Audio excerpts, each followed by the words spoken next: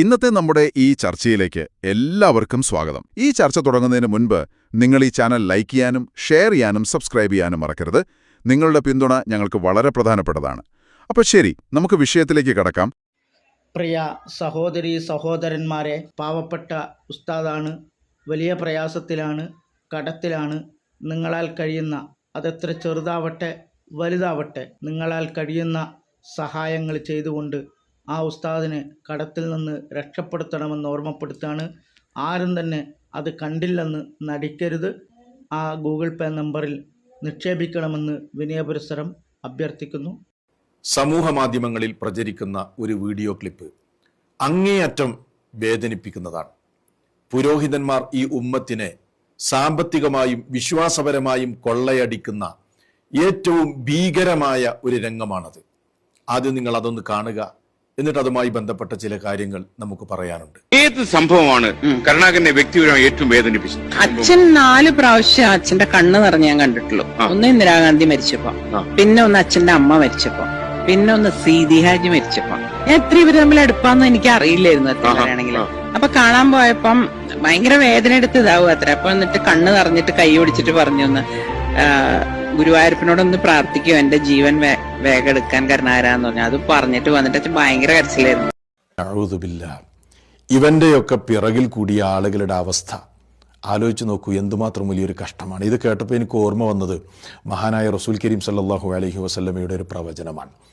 വിവരമില്ലാത്ത ജാഹിലുകളെ ജനങ്ങൾ നേതാക്കന്മാരാക്കും, എന്നിട്ട് അവരുടെ പിന്നിൽ കൂടും.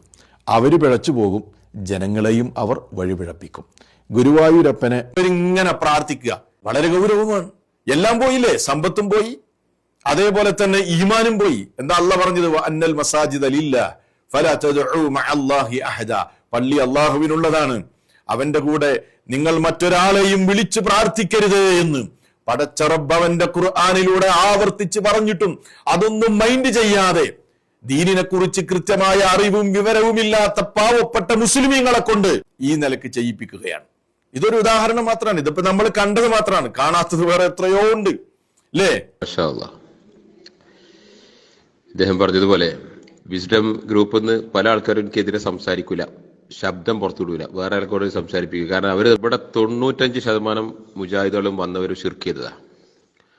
ഒരു വിസ്ഡം വന്നിവിടെ വിസ്ഡത്തിനോട് ഷിർക്കിന്റെ ചികിത്സ നടത്തിയിട്ടുണ്ടോ ചോദിച്ചപ്പോ നടത്തിയിട്ടില്ല എന്ന് പറഞ്ഞു. പക്ഷെ ഓത്താൻ തുടങ്ങിയപ്പോ പിന്നെ കംപ്ലീറ്റ് ഷിർക്കിന്റെ കേന്ദ്ര ഹാദറാണിത്, മനസ്സിലായില്ലേ? അപ്പൊ ചോദിച്ചപ്പോ എണ്ണി കംപ്ലീറ്റ് എഴുതി വാങ്ങിച്ചു. മോർ ദാൻ 50 കൂടുതൽ മന്ത്രവാദികളെടുത്ത് പോയിട്ട് ചികിത്സിച്ച ആള് വിസ്ഡം എന്ന് പറഞ്ഞ് നടക്കുക. കുറ്റിപ്പുറം ത്തുള്ള ഒരു കോമരത്തിന്റെ അടുത്ത് പോയിട്ട് ഈ കോമരത്തിന് കള്ളും കോഴിയും കൊണ്ടേ കൊടുത്ത സംഭവമുണ്ട്. ഈ വിസ്ഡംകാരൻ കൊണ്ടേ കൊടുത്തുക.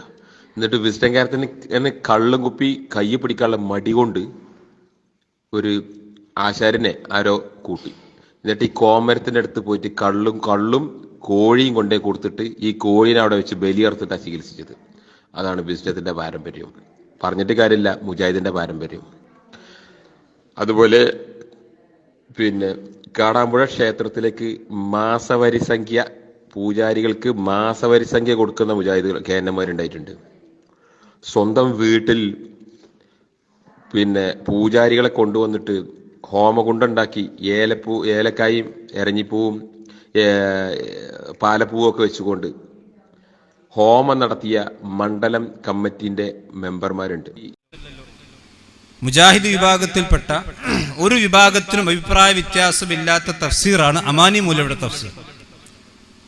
അമാനി മൗലവിയുടെ തഫ്സീറിന് ഒരു പ്രത്യേകത കൂടിയുണ്ട്. മഹാനായ കെ എം മൗലവി റഹ്മത്തുള്ളാഹി അലൈഹിയാണ് ആ അമാനി മൗലവിയുടെ തഫ്സീറിന് അവതാരിക എഴുതിയിട്ടുള്ളത്. അമാനി മൗലവി ചുരുക്കി പറയാൻ, അതിലും ഭൂതം, ജിന്ന്, മലക്ക്, ദേവൻ, ദേവി, പിശാച്, മരണമടഞ്ഞവർ ആദിയായ ഏതിൽ നിന്നെങ്കിലുമുള്ള സഹായാർത്ഥനകളും ചില പ്രത്യേക തരത്തിലുള്ള കർമ്മങ്ങളും അടങ്ങിയിരിക്കും. അമാനി മൗലവി വ്യക്തമായി പറഞ്ഞു, സിഹിർ എന്ന് പറഞ്ഞാൽ എന്തിനാണ് പറയാ, എന്താണ് സിഹിറിന്റെ ഉള്ളടക്കം.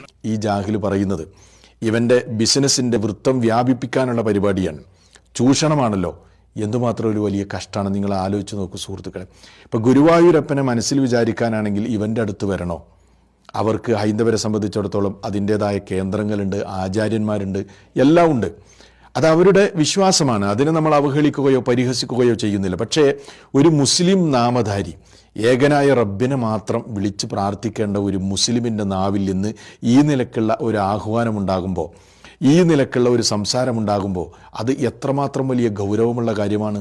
അപ്പോൾ ദേവീ പൂജയിലേക്കും ഭൂതപൂജയിലേക്കും ജിന്നുപൂജയിലേക്കും ശവപൂജയിലേക്കും ജനങ്ങളെ കൊണ്ടുപോയി അവർക്ക് അന്ധവിശ്വാസങ്ങൾ പഠിപ്പിച്ച്, അവർക്ക് ശിർക്കൻ വിശ്വാസങ്ങൾ പഠിപ്പിച്ച് അവരെ ശിർക്കിലേക്ക് കൂട്ടിക്കൊണ്ടുപോയവർക്ക് എങ്ങനെയാണ് വഹാബി ഉൽപ്പന്നമായ വ്യാജ ത്വരീഖത്തുകാരുടെ കള്ളപ്രചരണങ്ങൾ എതിർക്കാൻ സാധിക്കുക? എങ്ങനെയാണ് അത് സമസ്തക്കാർ ചെയ്തതാണ് എന്ന് വരുത്തി തീർക്കൽ തന്നെ ഒരു കളവാണ്. അത് നിങ്ങളെ കൂടപ്പിറപ്പുമാണ്. ഇരിക്കട്ടെ, ഇനി അങ്ങനെ വരുത്തി തീർക്കാൻ നിങ്ങൾക്കെന്ത് യോഗ്യതയാണുള്ളത്? ഹുസൈൻ സലഫി അടക്കമുള്ളവർ മറുപടി പറയണം. ഇത് കേട്ടിരിക്കുന്ന പണ്ഡിത വേഷധാരികൾ അവിടെ ഇല്ലേ? ഒരക്ഷരം മിണ്ടുന്നില്ലല്ലോ, പ്രതികരിക്കുന്നില്ലല്ലോ. ബിരുദധാരികളാണ്, പണ്ഡിത വേഷധാരികളാണ്, അവർക്കത് വിഷയമല്ല. കേട്ടോക്ക്. ഇന്ദിര വെടിയേറ്റു മരിച്ചപ്പോൾ കരുണാകരൻ വിതുമ്പേൺ, കരയാൻ, പേടിക്കുകയാൻ, മോള് പറയാൻ സത്യാണ്. മൂന്നാമത് കരുണാകരൻ എപ്പോഴാ കരഞ്ഞെന്നാണ് അടുത്ത ചോദ്യം. അതിന് മറുപടി സീതിയാജി മരിച്ചപ്പോ അല്ലോ അതെന്താ സംഭവം എന്ന് ശ്രീകണ്ഠൻ നായർ ചോദ്യം. അതിന് മറുപടി അവസാന ദിവസം ആശുപത്രി കിടക്കയില് കരുണാകരനാണ് സന്ദർശകൻ. വേദന കൊണ്ട് പൊളയുമ്പോ ഹാജി കരുണാകരന്റെ കയ്യിൽ പിടിച്ച് കരഞ്ഞോണ്ട് പറഞ്ഞു, ശ്രീ ഗുരുവായൂരപ്പനോട് ഒന്ന് പ്രാർത്ഥിക്കുമോ എനിക്കു തന്ന പ്രാണൻ തിരിച്ചെടുക്കാൻ? ഇത് സീതി ഹാജി ഫലിതല്ലോ. അവിടെ നിന്നു കരഞ്ഞ കരുണാകരൻ വീട്ടിൽ വന്നും ഏറെ നേരം കരഞ്ഞോണ്ടിരുന്നു എന്ന് പൊന്നുമോള്. സഹോദരന്മാരെ, ഇതെന്താ കഥ? നല്ലോണം ആലോചിച്ചോ. അവസാനത്തെ തുള്ളിയും സുന്നിക്കെതിരെ മുപ്പര് വാക്കു പാലിച്ചുട്ടോ. സുന്നിക്കെതിരെ അത് സൂൽ ഖാത്തിമത്താണ്. അല്ലാഹ് കാക്കട്ടെ, അല്ലാഹു തആല കാക്കട്ടെ. സുബ്ഹാനല്ലാഹ്. അത് മോള് പറയണ്ട, പത്രത്തിൽ വായിച്ച് നമുക്ക് ഓർമ്മയുണ്ട്. കരുണാകർജിയുടെ കയ്യും പിടിച്ചിട്ട് സലഫിയായ ആചാര്യ പറഞ്ഞു, നിന്റെ കുടുംബത്തെ രക്ഷിക്കണം. അത് പത്രത്തിലൊക്കെ വന്നതാണ്. ഇസ്തിഗാസയാണ് കരുണാകരനോടെ. സുബ്ഹാനല്ലാഹ്. നമുക്ക് നേരം വെളുക്കണം, കാലം തിരിയണം. നമുക്ക് തിരിച്ചറിവുണ്ടാക്കി തന്ന രണ്ട് മഹാന്മാർ ഇപ്പൊ എല്ലാവർക്കും മനസ്സിലാവുന്നുണ്ട്. അന്ന് പറഞ്ഞതാണ് അതിന്റെ ശരി. ഞാൻ നിങ്ങളോടൊക്കെ സ്നേഹപൂർവ്വം സാമാരെ ചോദിക്കുകയാണ്, ഇദ്ദേഹം പറഞ്ഞ വർത്താനം നിങ്ങൾക്ക് ആർക്കും ഒരു തരത്തിലുള്ള പേടിയും തോന്നില്ലേ? ഒരു പേടിയില്ല. അവർക്ക് എന്ത് പേടിയാ? അവർക്ക് പേടിയുണ്ടായിരുന്നെങ്കിൽ അവർ തിരുത്തൂലേ? അവർ പറഞ്ഞെടുക്കൂല? അവർ ഈ ചൂഷണത്തിന് നേതൃത്വം കൊടുക്കുവോ? അതിന്റെ സ്റ്റേജിൽ വന്നിരിക്കുവോ? അവർക്കൊരു പേടിയില്ല. അവരൊക്കെ ഇതിൽ നിന്ന് വിഹിതം പറ്റുന്ന ആളുകളാണ്. അതുകൊണ്ട് അത്തരക്കാരിൽ നിന്നൊന്നും ഈ സമുദായത്തിനൊരു പ്രതീക്ഷയില്ല. അസ്സലാമു അലൈക്കും വറഹ്മത്തുള്ളാഹി തആല വബറകാതുഹു. ഇന്നലെ 26/10/2025 ഞായറാഴ്ച ഇന്നലെ നൂറെ ഹബീബിന്റെ ഒരു മജ്ലിസ് നടന്നു. 10,000-കണക്കിന് ആളുകൾ പങ്കെടുത്ത മജ്ലിസാണ്. ആ മജ്ലിസിന്റെ ഇടയില് ഒരു ചെറിയൊരു വാക്കുപിഴവുണ്ടായി. അത് പണ്ഡിതന്മാരൊക്കെ തിരുത്തി തന്നു, ഞാൻ തിരുത്തിയിട്ടുണ്ട്. പക്ഷെ സദസ്സിൽ വെച്ച് എനിക്ക് തിരുത്താൻ പറ്റൂല. അത് നമ്മുടെ സമുദായത്തിന് തന്നെ അത് ഒരു കേട് വരും. കാരണം ഒരുപാട് ഇന്നലെ ഞാൻ മജ്ലിസ് നടക്കുമ്പോ സ്വലാത്തുൽ ഫാത്തിഹയുടെ മജ്ലിസ്, അപ്പൊ 101 സ്വലാത്തുൽ ഫാത്തിഹ ചൊല്ലുമ്പോ ആ സ്വലാത്തുൽ ഫാത്തിഹയിൽ എന്ത് ചെയ്യും? എല്ലാവരും മന്ത്രിക്കും. അപ്പൊ ഒരുപാട് ഹൈന്ദവ കുടുംബങ്ങളും സഹോദരങ്ങളും സഹോദരന്മാരൊക്കെ മജ്ലിസിൽ വരാറുണ്ട്. ഇന്നലെ എന്റെ മുമ്പ് തന്നെ കുറെ ആളുകൾ ഇരിക്കുന്നുണ്ട്. അപ്പൊ നമ്മളെ ആളുകൾ ഇതിൽ ഓതുമ്പോ അവരിനിപ്പോ ഇതെന്താന്ന് അവർക്ക് അറിയില്ലല്ലോ. അപ്പൊ ഞാനെന്താ പറഞ്ഞത്, നിങ്ങളെ ഗുരുവായൂരപ്പനെ വിളിച്ചിട്ട് അതിൽ ഊതണമെന്ന് ഞാൻ പറഞ്ഞു. അത് തെറ്റാന്നുള്ളത് എനിക്ക് ഉസ്താദന്മാർ അവിടെ ഇരിക്കണ പണ്ട് അപ്പൊ തന്നെ ശരിക്കും എന്നോട് പറഞ്ഞിട്ടുണ്ട്. പക്ഷെ അവിടെ വെച്ച് തിരുത്തുമ്പോൾ നമ്മുടെ സമുദായത്തിന് കേടല്ലേ. അപ്പൊ അതുകൊണ്ട് ഞാൻ തിരുത്താതിരുന്നത്. അതിൽ എനിക്ക് ചെറിയ വാക്കുപ്പഴ തന്നെയാണത്. പിന്നിപ്പോ വിവാദങ്ങളൊന്നും ഇല്ലല്ലോ. അപ്പൊ അതുകൊണ്ട് പഠിച്ച റബ്ബ് നാക്കിന് പഴവ് തന്നതല്ലേ.